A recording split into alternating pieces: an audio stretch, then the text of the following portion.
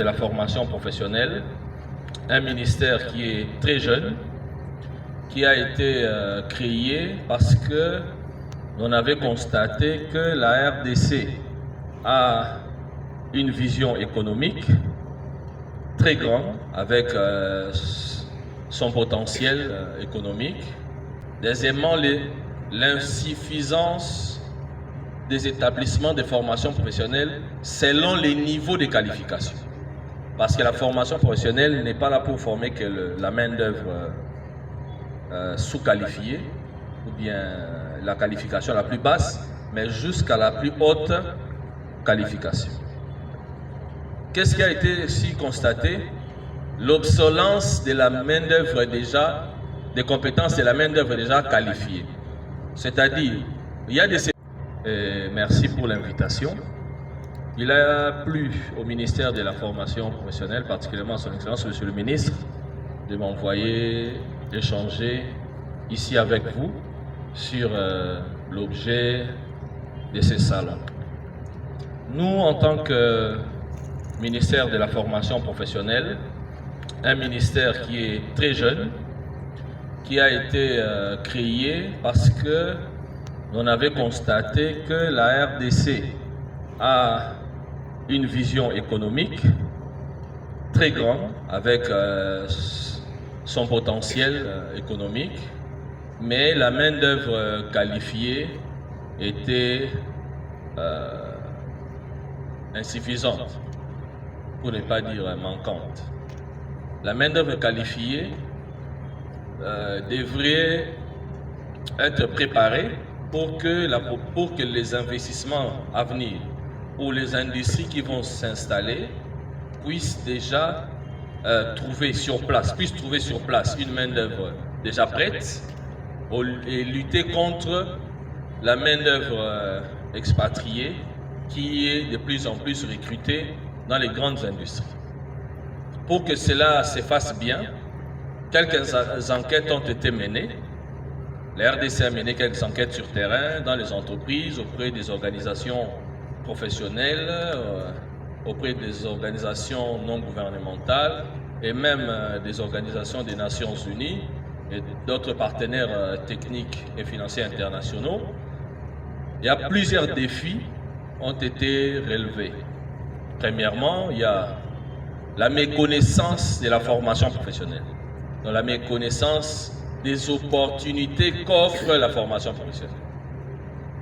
Deuxièmement, l'insuffisance des établissements de formation professionnelle selon les niveaux de qualification.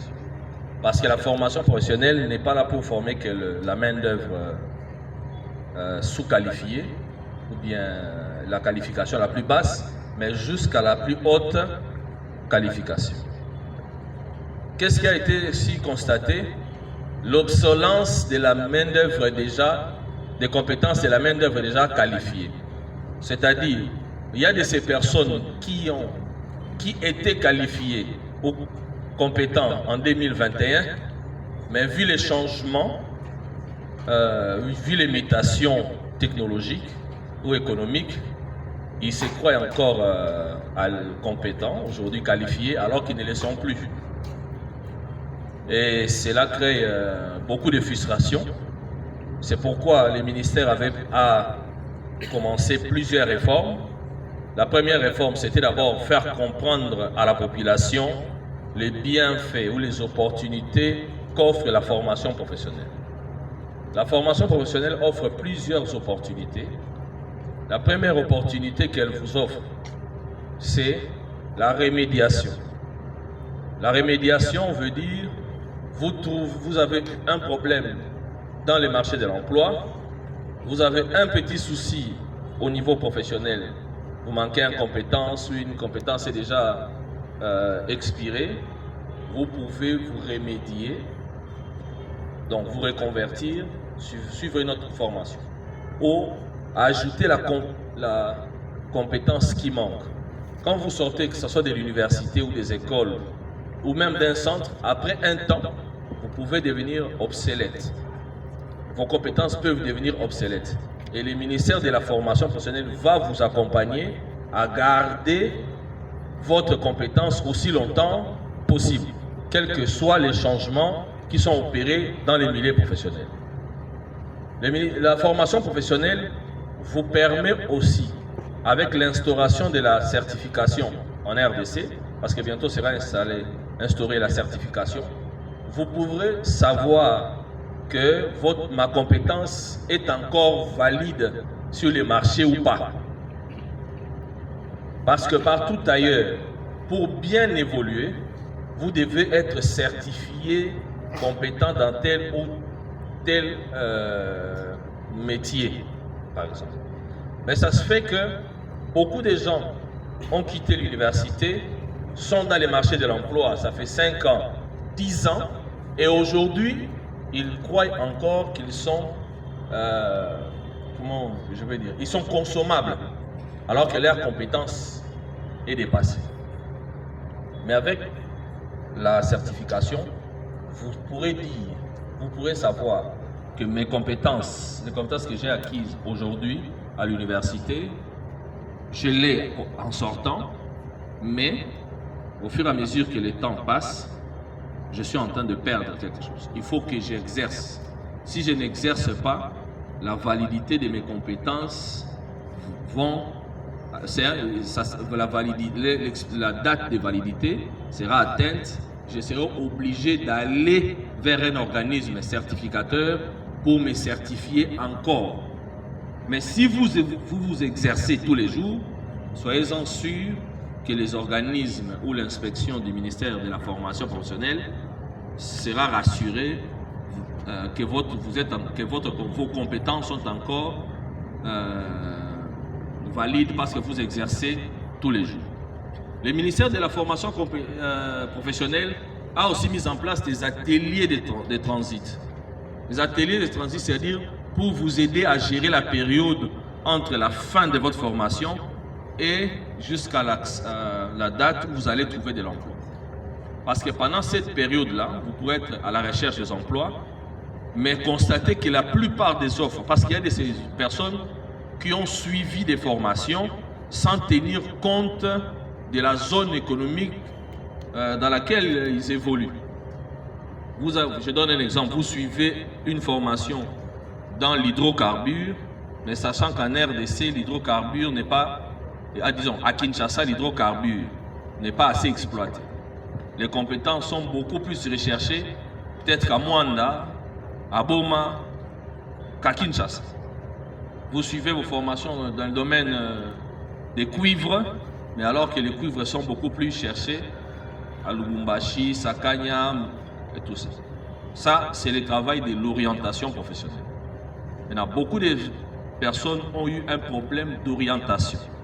Maintenant, le ministère aujourd'hui est en train de travailler pour l'amélioration du système de formation et pourquoi pas du système éducatif en général, pour que l'orientation professionnelle se fasse à temps, que vous puissiez comprendre qu'est-ce que je dois faire ou pas, et ces conseillers vont vous aider à comprendre vos centres d'intérêt. Parce que dans les systèmes éducatifs ailleurs, dès que vous arrivez à un certain niveau, on vous met à table 3 types de formations. Il y a la formation classique, il y a les cycles longs techniques et il y a les professionnels. Et il y a des salons comme ça où les parents vont avec leurs enfants, on va dire voici, si tu veux suivre les cycles classiques, tu vas faire 5 ans ou 7 ans. Non, mes compétences, je doute encore de mes compétences, je n'arrive pas à trouver de l'emploi malgré les offres qui sont exposées, je manque telle compétence, comment faire pour y remédier? Ou comment m'orienter? J'ai des projets, moi je suis sorti d'un établissement de formation qui est en partenariat avec vous, comment faire en sorte formation.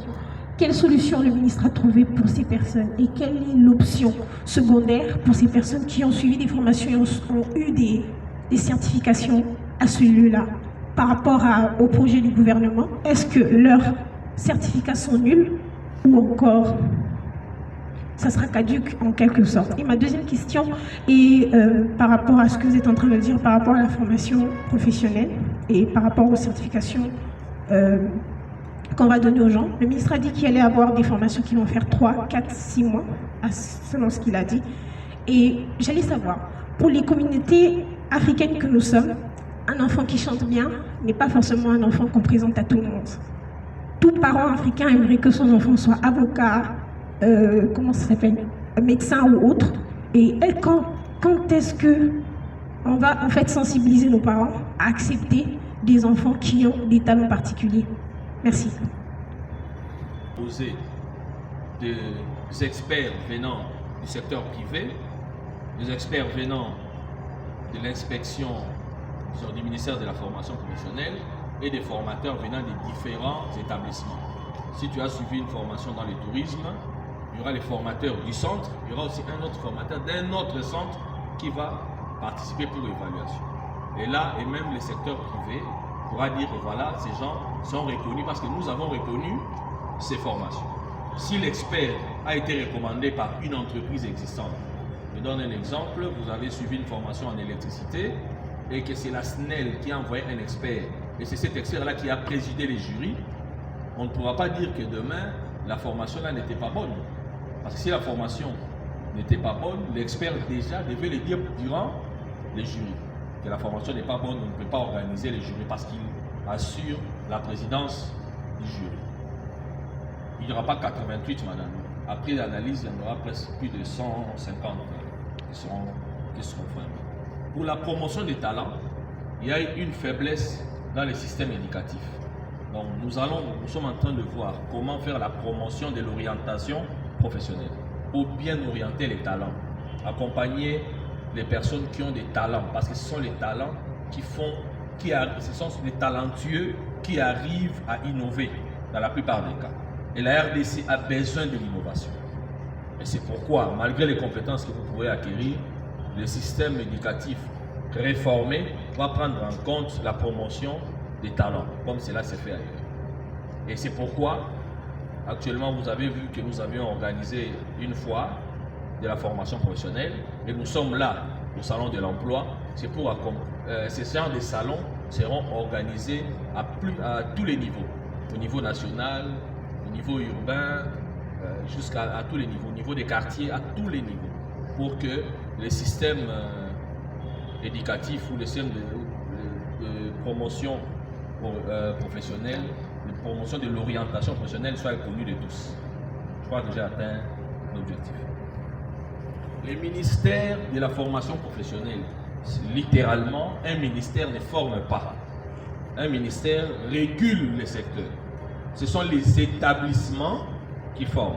Le ministère de l'Éducation nationale régule les secteurs et les établissements comme les écoles techniques, les instituts, ce sont eux qui forment. Mais nous sommes tenus à avoir les statistiques des formés. En ayant les statistiques des formés dans toute la RDC, il y a plus de 10 000 qui sont formés par an.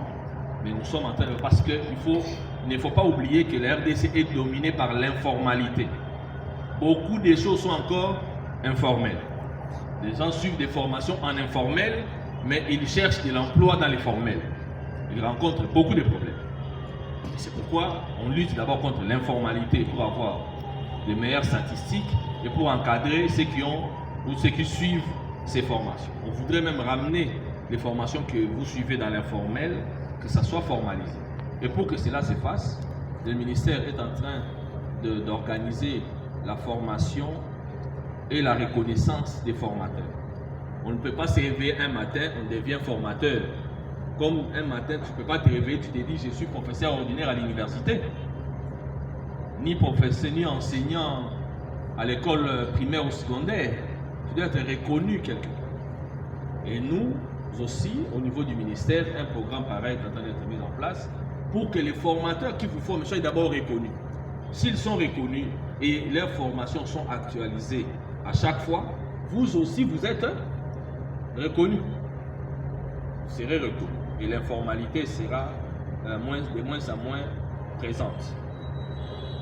Et avec l'instauration de la certification et de la validité, de la validation des acquis de l'expérience, c'est-à-dire même si tu as appris informellement auprès de tes parents, d'un monsieur voisin, tu as appris quelque chose et que tu sens que tu peux trouver de l'emploi avec, mais tu n'as rien pour présenter dans une entreprise, tu peux aller vers les organismes certificateurs, on te donne une période, on place même quelqu'un peut-être pour te coacher et tu iras défendre ces compétences acquises.